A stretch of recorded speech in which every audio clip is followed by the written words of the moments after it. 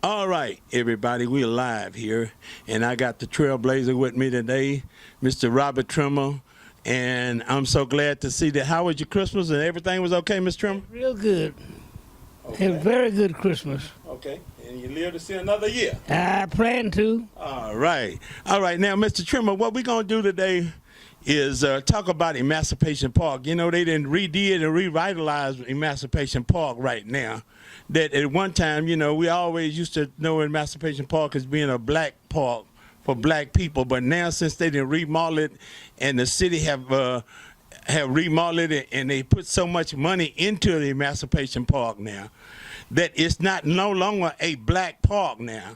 It's a Houston public park now for everybody.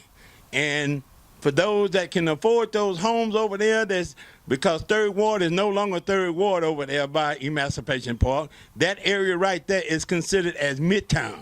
But now, right now, we're going to go back to the Emancipation Park when you were growing up and coming up. But Mr. Trimmer, what about, you was telling me something about Emancipation Park.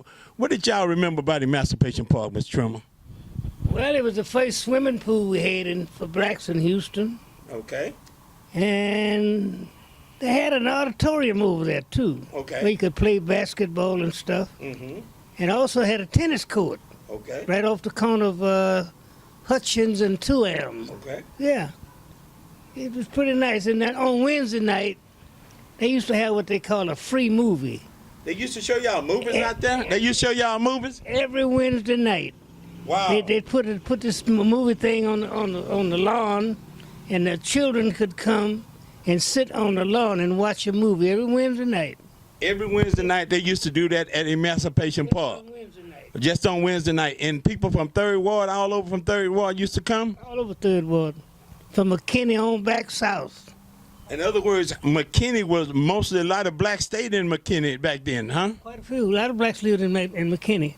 Okay, now we talking about McKinney and Darling. Right, yes, McKinney crosses Darling. Exactly, right. That's what Tom Cato had the fish market right up in there. I was on McKinney and Live Oak, I believe it was. Okay. Yeah.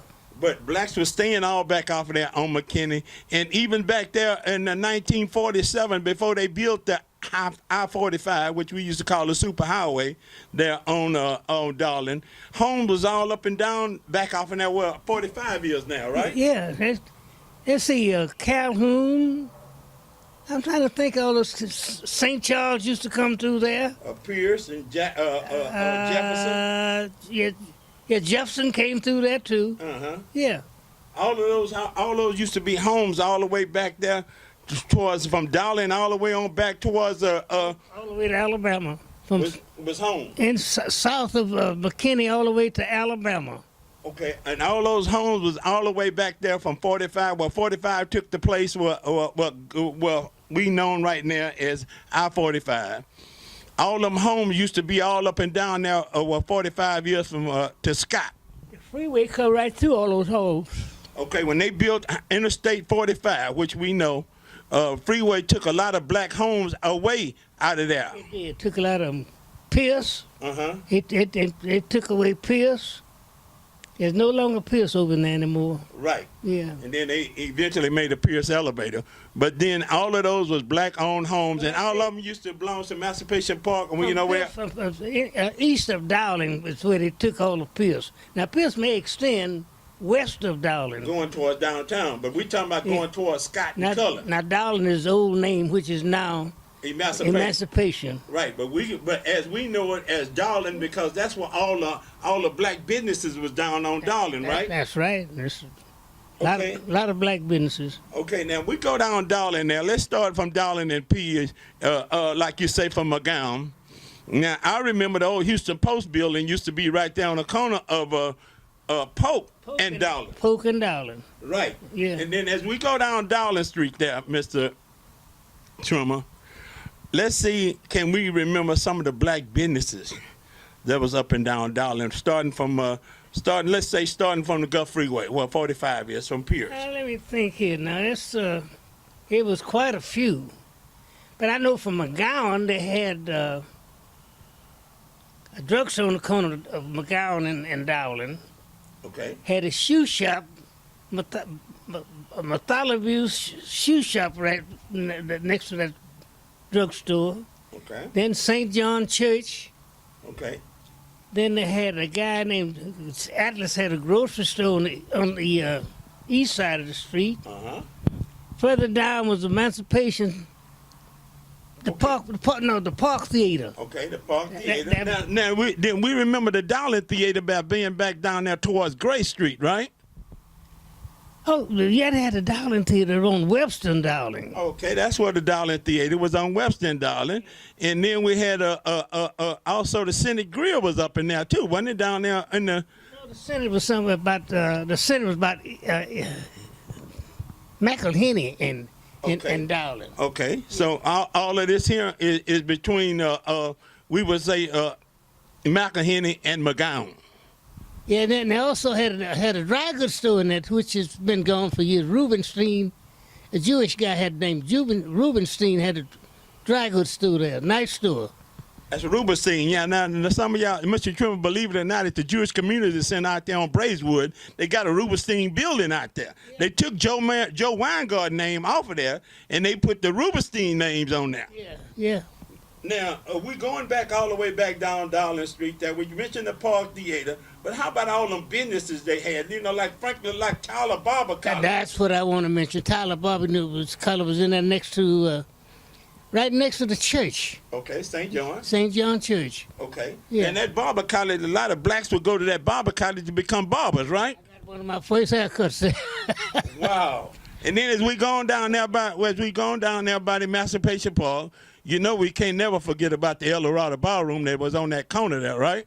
I spent a many evening and night at the El Dorado Ballroom. Wow, and that's on that corner of Elgin and Dowling.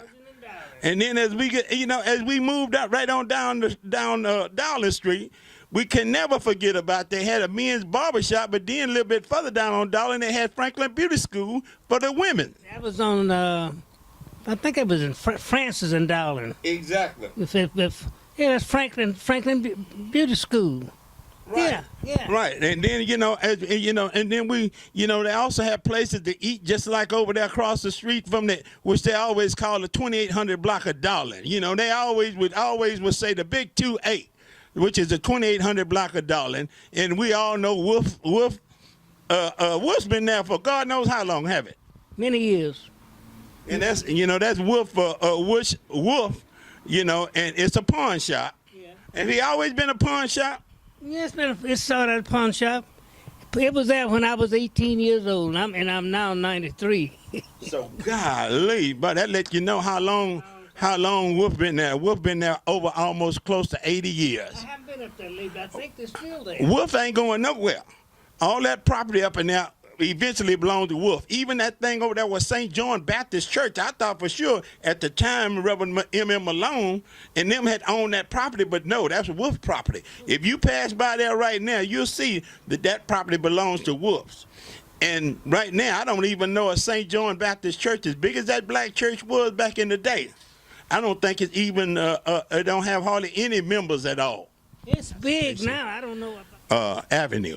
But all our stuff are documented, and it's going to be on Darling. We ain't documented nothing on Emancipation yet, because Emancipation is for the new generation. We're talking about our generation as blacks.